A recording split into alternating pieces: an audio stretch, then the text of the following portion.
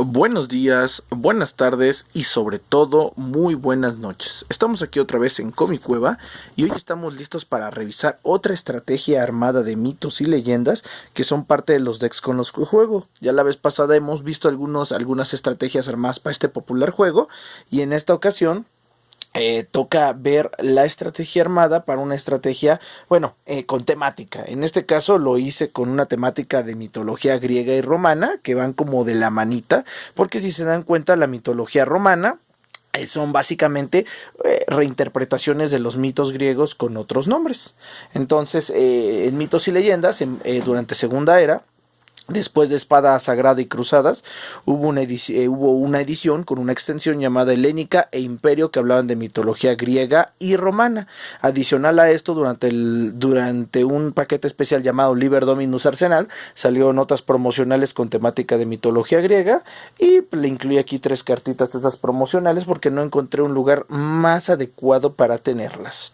Entonces, sin más por el momento, pues paso a explicarles poco a poco cómo funciona este deck de mitología griega y romana. Para empezar, como ya saben, en este juego de mitos y leyendas lo más importante son los oros. Para quien no conozca el juego de mitos y leyendas, doy una rápida introducción, que es un juego de tarjetas intercambiables en donde se abordan diferentes temáticas de todas las mitologías, historia y leyendas a nivel mundial. Uno puede hacer su deck combinando tarjetas de diferentes ediciones o bien enfocándose en ciertas tarjetas para ciertos formatos o para ciertas temáticas. En este caso, en el caso de hoy, el deck de aquí es temático. Y empezamos con esto que es el oro inicial, llamado Imperio, que este oro pues trae algunos de los personajes más importantes de la edición. Por ahí podemos ver a Julio César, podemos ver al dios Júpiter, que es la versión romana de Zeus, y podemos ver al dios de la guerra Marte, que es la versión romana de Ares. Por otro lado, aquí tenemos los aceites de oliva, que son 2 oros que me permiten desterrarlos para buscar cualquier oro que yo quiera y ponerlo en juego. Por otro lado, aquí tenemos el festín, que me permite descartar 2 cartas de la mano para robar una carta. Para los que no sepan, las cartas de oro representan siempre elementos de valor para las culturas. En este caso el aceite, que era a veces más valioso que el dinero, los festines, los banquetes, y por aquí tenemos, miren, las antorchas olímpicas, que eran la representación de los Juegos Olímpicos. Y en este caso este oro de antorcha olímpica nos permite destruirlo siempre y cuando controlemos al menos 2 héroes para destruir cualquier carta oponente.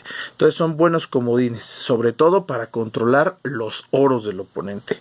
Por otro lado, aquí tenemos una de las pocas promos que no son de Helénica o Imperio, sino que viene directamente de la edición Liber Dominus Arsenal, pero pues, al ser la troyana, pues se me hizo súper ad hoc a esta estrategia de mitología griega tener esta pequeña promo, que realmente la tengo más bien para rellenar espacios, porque su efecto pues, está bien tranquilo, ¿no? ¿De qué hace el efecto de esta carta? Dice que dice única, puedes desterrar un oro que tú controles para cancelar una habilidad que baraje cualquier número de cartas a un mazo castillo. Básicamente es para evitar que el oponente reviva cartas, pero pues es una carta que prácticamente sacrificar oros es muy complicado.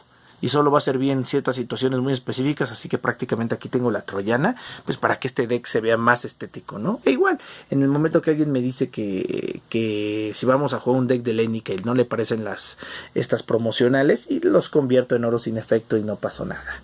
Aquí tenemos por otro lado la Ilíada.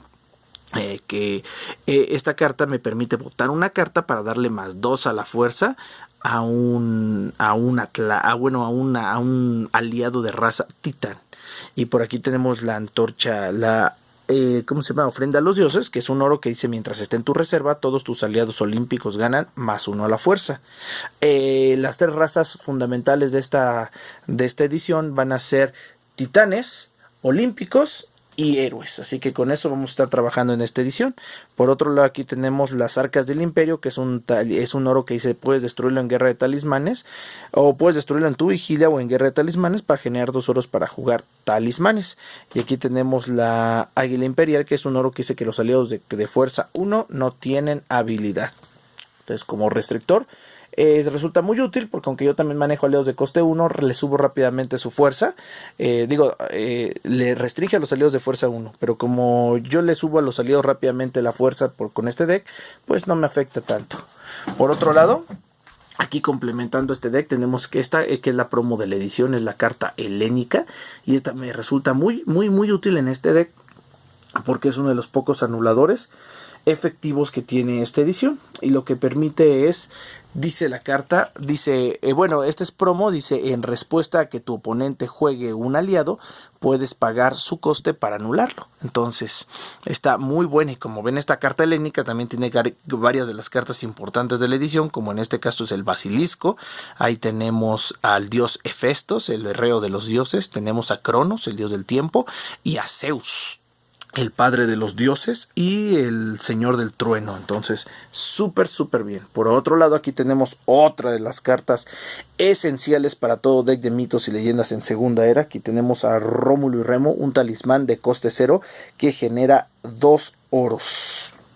Los oros virtuales se generan solamente durante un turno y pues uno los usa al momento. Son como oros mágicos, y en la fase final te permite además robar una carta. Por otro lado, aquí tenemos los Atlantes, que son aliados de coste 2, fuerza 3, como ven, referente al mito de la Atlántida. Y lo que hacen los Atlantes es que cuando entra en juego el oponente bota una carta. No tienen en sí gran habilidad, pero yo los uso porque tienen 2 de coste y 3 de fuerza. Y al ser titanes pueden ser modificados a la fuerza por la Ilíada, pero también al acompañar a los Fénix, que son la carta que tengo aquí, pueden aumentar rápidamente a la fuerza, como lo veremos adelante. El Fénix lo tengo como una carta de base porque es un olímpico, así que se ve afectado por las ofrendas y pueden subir de poder hasta 5 de fuerza con las ofrendas, pero además lo tengo porque es una carta que tiene la habilidad exhumar. Por otro lado, aquí tenemos 2 cartas promo que venían de la edición de Liber Dominus Arsenal, que esta la tengo aquí precisamente porque se llama A Favor del Emperador, que es un talismán de coste 2, es única y dice que cuando juegues este talismán ponlo en tu zona de destierro en lugar del cementerio, destruye un aliado en juego o prevé que una carta salga del juego. Es un talismán de coste 2. Y tenemos por acá la lanza de Apolo, que le da más 2 a la fuerza al portador, le quita su habilidad original, pero le permite adquirir la habilidad de cualquier carta en juego una vez por turno. Entonces dirán, ¿y con quién van a hacer juego los Apolos? Bueno, pues con estos pillines que ven acá. Estos son Espartacos. ¿Y qué hacen los Espartacos? Son aliados héroes. Y lo que hace Espartaco es que tiene 2 de fuerza, y una vez por turno me puedo revivir tantas cartas como fuerza tenga Espartaco. Entonces en teoría, porque Espartaco me podrá revivir 2, 2 y 2. Pero resulta que se van a modificar a la fuerza y eso les va a permitir revivir más. Todo esto va a pasar con esta siguiente carta, que es un tótem que se llama el Panteón. El Panteón dice que mientras yo controle olímpicos, como es el caso de el Fénix, para eso hago combo con estas cartas, Panteón le permite a todos mis aliados ganar más 2 a la fuerza. Entonces ya con eso, este Espartaco gana más 2 a la fuerza, y con eso él ya puede tener 4 y revivir 4. Claro, por cada Panteón, imagínense, con los 3 Panteones en juego, teóricamente cada Espartaco podría tener 8 a la fuerza y por revivirme 8 cartas por turno. Es un deck un poco lento, pero la verdad es que ya cuando arranca se pone masivo y he hecho yo unos combos tremendos, ¿no? Y en teoría, pues yo después podría ponerle un Fénix, por ejemplo, que el Fénix tuviera, que hubiera 2 Panteones en juego, el Fénix tendría 6 más la lanza 8, y puedo copiar a un Espartaco y estarme reviviendo de forma de forma todavía más brutal. Acá por otro lado tenemos a Afrodita, que es una de mis cartas favoritas. Esta sí merece mención aparte, porque gracias a esta carta, bueno, es una de las responsables que yo ya he empezado a jugar mitos y leyendas. Les cuento rápido, hace muchos años cuando yo iba a abrir una tienda de coleccionables, ya lo he platicado en videos anteriores con unos amigos, que nos recomendaron que vendiéramos juegos de tarjetas, y la verdad es que al ver esta carta de Afrodita, pues yo quedé prendado, ¿no? Porque pues obviamente yo venía de conocer las cartas por medio de juegos como Yu-Gi-Oh, pero si ustedes ya conocen la historia de Yu-Gi-Oh, deben de saber que las cartas en América vienen tremendamente censuradas y pues no se ven como deben de verse en Japón. Entonces, por ejemplo, la Maga Oscura, que es una carta muy bonita estéticamente, pues se vio con afectada por una censura muy grave aquí en América. Se le cortó, pues prácticamente dejó de verse cuerpo completo para verse solo el torso, y se le tapó el busto, se le disminuyó, entonces pues la carta quedó así como que muy censurada, muy feo. Entonces la verdad es que cuando vi las cartas de mitos y leyendas, pues yo dije, oye, pues de aquí soy, ¿no? Y la verdad es que siempre para mí ha contado mucho eso a la hora de tener juegos de tarjetas. Tristemente me ha pasado que cuando de repente, bueno, no sé si les ha pasado a ustedes, me contarán, pero me ha pasado mucho que viene gente que juega Yugi o otro juego de tarjetas, ¿no? Señor de los Anillos o cualquiera que a ustedes se les ocurra, pero pues de repente dejan de jugar el juego y pues me venden todas las cartas, ¿no? Dicen, ya no voy a jugar, vendo todas mis cartas. Y por ejemplo, en el caso de mitos y leyendas, yo no nada más las juego, también las colecciono. Las colecciono en mis decks para tenerlas listas para jugar, como es este caso, pero también ya les he mostrado mis carpetas en donde yo tengo cartas que yo colecciono por la estética, como es el caso de cartas que yo ya antes había tenido en deck. Yo también colecciono dragones con mi esposa y también colecciono chicas por mi cuenta. Entonces así que colecciono las cartas que me gustan del juego y pues sé lo que digo, juegue o yo no juegue este juego, yo siempre voy a tener la colección porque las cartas son estéticas. Así que a la hora que ustedes vayan a jugar un juego de tarjetas, piensen primero eso, que las cartas sean estéticas a su gusto, para que si ustedes no lo juegan, las cartas tengan ese valor estético para que ustedes las coleccionen. Pero bueno, como ven, les decía, ¿qué hace Afrodita? ¿Por qué la tengo? Afrodita tiene la habilidad de una vez por turno nombrar un tipo de carta, ya sea tótem, aliado o ¿qué otra carta? Tótem, aliado o arma. Y ustedes pueden, si sale una de esas cartas, la pueden jugar gratis sin pagar su coste. Eso es para la versión errateada digamos que de segundo bloque. Hay gente que todavía le gusta jugar con la versión antigua de Afrodita, y como dice que puedes ponerle en juego la carta, mucha gente también nombra talismanes y puede jugar talismanes sin pagar su coste. Entonces, pues depende, también depende con quién juegue. Yo generalmente cuando voy a empezar a jugar, como hay mucha gente que jugó primero Afrodita con esa primera habilidad que le permite jugar 4 de 5 cartas, pues yo le pregunto cómo les gusta que se use Afrodita. A final de cuentas no me causa mayor problema. Yo la tengo básicamente para jugar aliado sobre todo, pero pues también de repente puede llegar a servir para jugar otra carta. Por otro lado, aquí tenemos estas cartas que ya son un poquito más caras, y la idea de esto es que se jueguen gratis con Afrodita, o que se jueguen ya avanzado el juego, ya cuando tenga un montón de oros. Aquí tenemos a Julio César, que le da +1 a la fuerza a todos los aliados y los vuelve imbloqueables. Lo tengo, es una carta muy buena para ya asestar un golpe final. Tengo a Gaia, que una vez por turno me permite buscar cualquier aliado que yo quiera en el castillo. Entonces Gaia me jala las Afroditas para traerlas rápido y empezar a jugar. Y luego tenemos a otra Gaia, y por aquí tenemos a César Augusto, que es una carta muy interesante que, aunque es un poco cara, César Augusto permite subirlo a la mano para anular cualquier carta en juego. Entonces puedes usarlo incluso para anular oros. ¿Cuál sería el combo perfecto?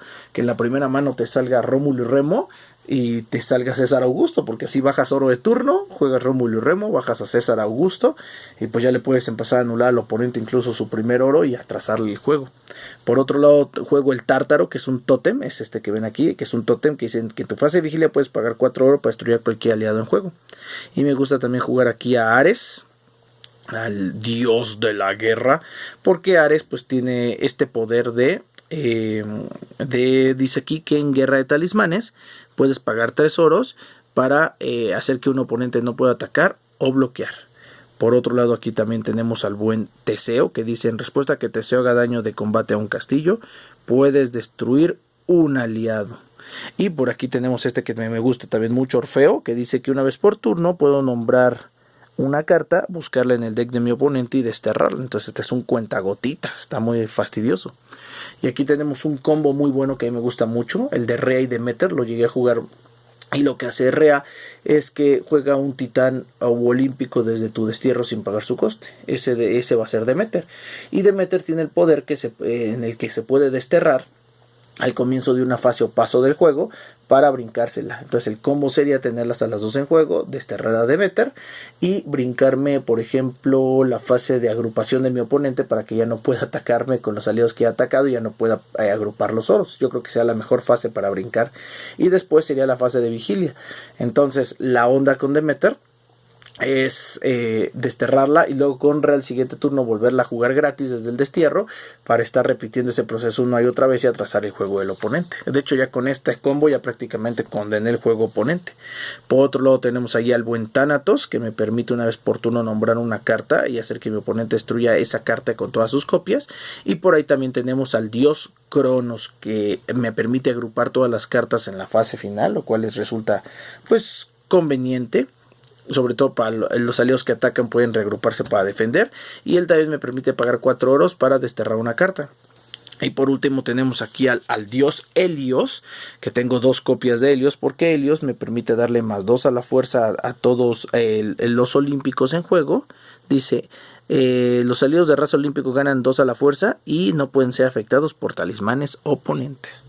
Entonces, eso también le da mucha potencia a este deckcillo. Entonces es un deck que ciertamente es lento, es un deck tanquecillo, tarda en arrancar, pero una vez en un segundo turno ya saliendo Afrodita y con un poquito de suerte empiezan a salir las cartas y los combos se arman bastante bien. De hecho, en parte tengo este deck por eso, porque me parece que es un divertideck con el que puedo jugar con varias de las cartas más representativas de la cultura griega. Y me gusta porque en el caso de las Afroditas hace que el juego sea una cuestión de bastante suerte. Pero pues les mentiría si no les digo que más de una vez he llegado a tener buena suerte con este deck. Y creo que dentro de su formato, que es helénica, creo que pues es un deck que sí llega a ser bastante útil, bastante interesante. Entonces pues sí, resulta muy interesante, muy utilitario. Entonces díganme qué les parece. Pues a final de cuentas les estoy platicando un poquito de la estrategia, un poquito de las cartas. Y pues por ejemplo aquí tengo personajes importantes de la historia como Cronos, que es el padre de los dioses, Thanatos, que es el dios de la muerte, Rea, que es la esposa de Cronos. Tengo a Gaia, que es la personificación del espíritu de la tierra. A Julio César y a César Augusto, que son 2 de los emperadores romanos más importantes. Tenemos a Ares, el dios de la guerra. A Teseo, el guerrero que venció al Minotauro. A Orfeo, el músico que bajó a los infiernos para rescatar a su novia. Afrodita, la diosa de la belleza. Tenemos el Panteón, que pues es centro de culto a los dioses griegos. Tenemos Espartaco, que es un héroe romano. Tenemos al ave fénix, tenemos a los atlantes, Rómulo y Remo de la mitología, ahora sí que de la fundación de Roma, perdón. Entonces, como ven, hay un poquito de todo un poco. Entonces, ustedes díganme qué les parece este deck, qué les parece esta estrategia. Me parece que es muy divertida para jugar con gente que tenga este formato de cartas de viejo imperio, con el que, bueno, que digamos que esté empezando, que tenga un deck a lo mejor no tan poderoso. Creo que este es un buen deck para jugar, en donde puedes ganar muchas veces. Puedes llegar a perder, no digo que sea la mejor estrategia hecha con la edición helénica, pero creo que pues, la verdad es que sí resulta muy interesante también lo que se puede hacer. Entonces pues díganme sus comentarios, díganme qué les parece, si ya conocían estas cartas, y si no, pues aquí les doy una muestra más del por qué es tan interesante este juego. Y el por qué resulta muy educativo para los chicos. Y pues para los un poquito más grandes, pues siempre hay una forma de entrarle, porque generalmente todos tenemos una época de la historia o una mitología que nos gusta. Entonces todo en general está incluido aquí en Mitos y Leyendas. Y si no, cada edición incluye nuevas y nuevas culturas, nuevas mitologías, y uno se siente encantado. Hoy les estoy mostrando algunas de las ediciones con las que yo empecé a jugar, pero poco a poco la idea de estos videos es mostrarles todos mis decks de Mitos y Leyendas, para que vean todas las estrategias con las que juego o alguna vez jugué. Y pues qué mejor que compartirlas con ustedes. Ahorita por ejemplo mis hermanos están bien emocionados con la edición de los hermanos Grimm, y estamos haciendo decks de ese tipo de temática. Entonces ya próximamente pues también se los estaremos mostrando. Entonces, para efectos prácticos, esta edición pertenece a una etapa del juego que se llama Segunda Era. De hecho, desde espada, lo que les he mostrado hasta ahorita, que son los decks de espada sagrada, este deck de helénica e imperio, y ya les he mostrado también por ahí un deck de armado de patriotas, otro de tiranos. Todo esto es Segunda Era, que es digamos la etapa más exitosa del juego a nivel internacional y una de las más jugadas aquí en México. Esta etapa fue jugada se contabiliza, es algo que no se tiene números exactos, pero se tiene estimado que cuando en su punto máximo había más de 500,000 jugadores de mitos y leyendas en México. O sea, estamos hablando de 500,000 de personas jugando este juego, entonces estaba súper bien. Todavía es popular, pero yo creo que ahorita no hay tantos jugadores. Yo no creo que haya ni la 10ª parte de los jugadores que llegó a ver en su mejor momento. Y por eso la mayoría de la gente, cuando les preguntan acerca de este juego de mitos y leyendas, recuerdan esta etapa llamada Segunda Era. Las eras se dividen en etapas para que la gente pueda entrar al juego y no tengan la desventaja de conseguir estas cartas, dado que a lo mejor yo siempre les voy a decir que un Rómulo sirve en todos los decks, pero a lo mejor en este punto de la historia, si ustedes empiezan a comprar en su tienda de confianza mitos y leyendas, a lo mejor ya no va a haber acceso a estas cartas, y por eso se van renovando las eras para que la gente pueda entrar con tarjetas nuevas a jugar y no tengan esa desventaja de jugar con gente a lo mejor como yo, que tiene acceso a estas tarjetas más viejas y que pues podría llegar a ser un juego un poco más injusto, ¿no? Entonces, para eso más básicamente es la división de las eras en este juego. Ahora, los decks entre eras se pueden luchar, pues básicamente sí, porque todos funcionan con el mismo formato, y pues es lo divertido, que cada quien haga decks de lo que le guste, con la temática que quiere, y que pueda revolver los personajes que quiera.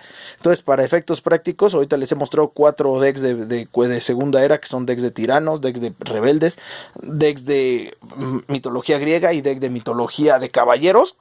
Y ustedes bien podrían hacer un deck revolviendo las cartas que más les gustan de cada estrategia para obtener una estrategia particular. Y creo que es lo padre de este juego, que al permitirles revolver todas las tarjetas, ustedes siempre van a encontrar decks diferentes para enfrentar.